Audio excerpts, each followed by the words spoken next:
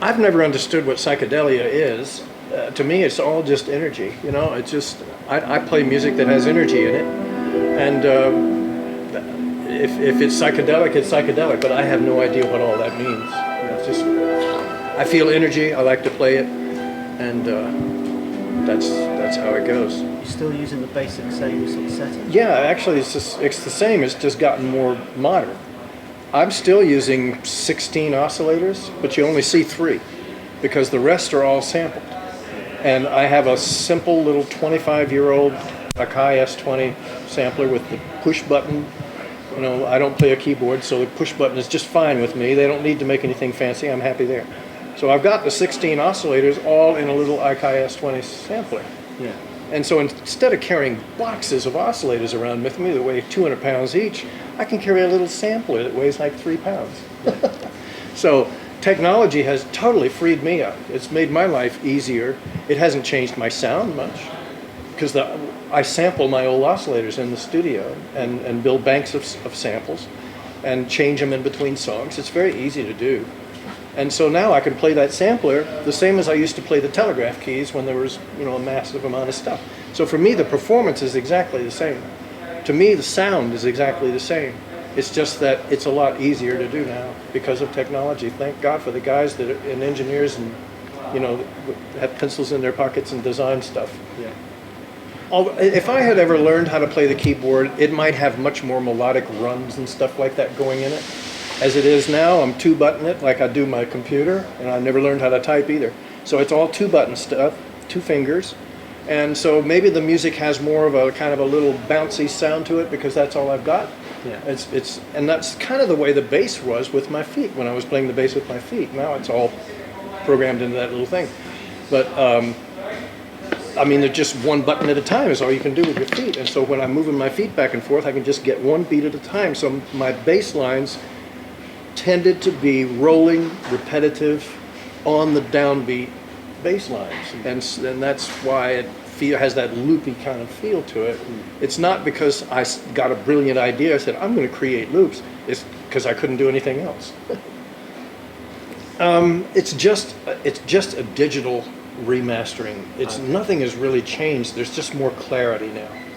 You can hear stuff that you couldn't hear in the original mastering just simply because of the technology. Once again, the guys in the labs with the pencils in their pockets, thank goodness for them.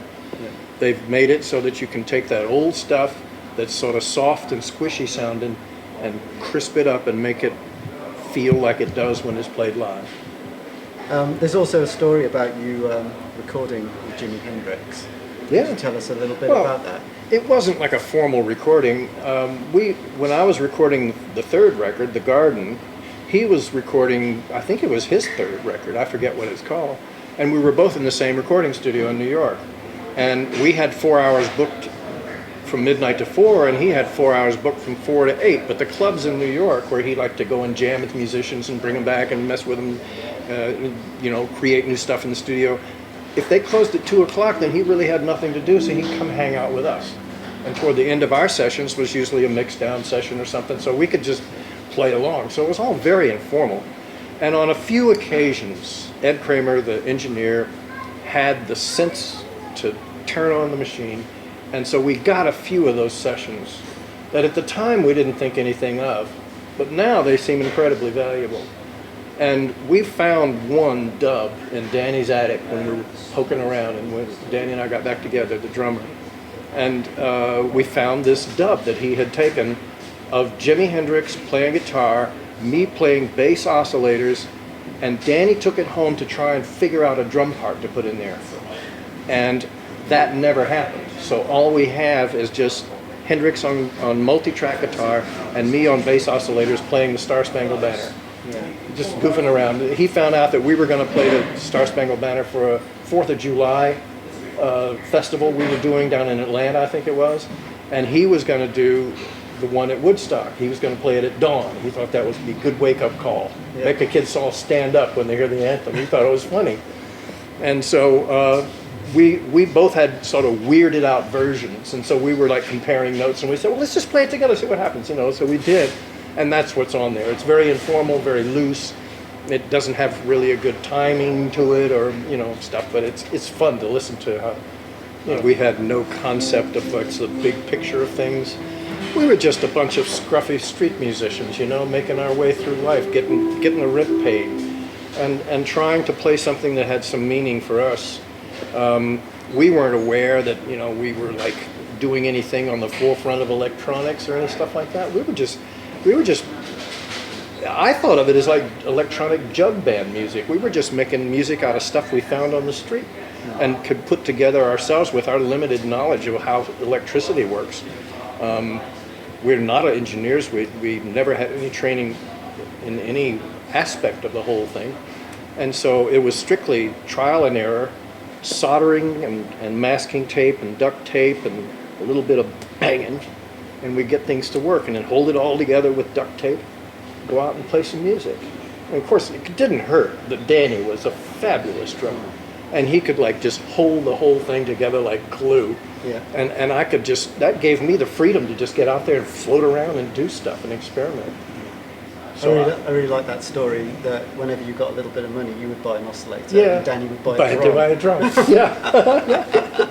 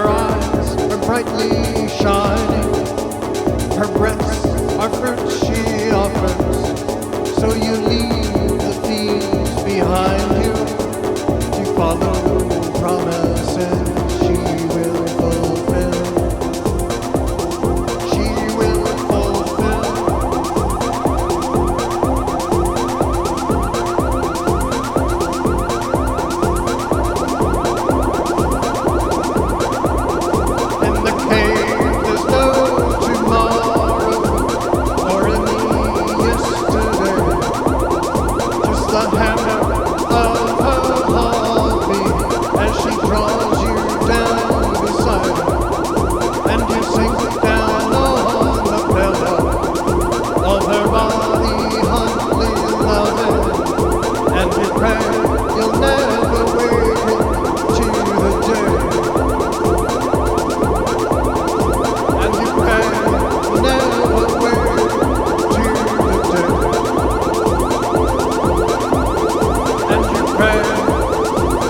will never awaken to the truth. Never, never, never, never, never, never, never, never,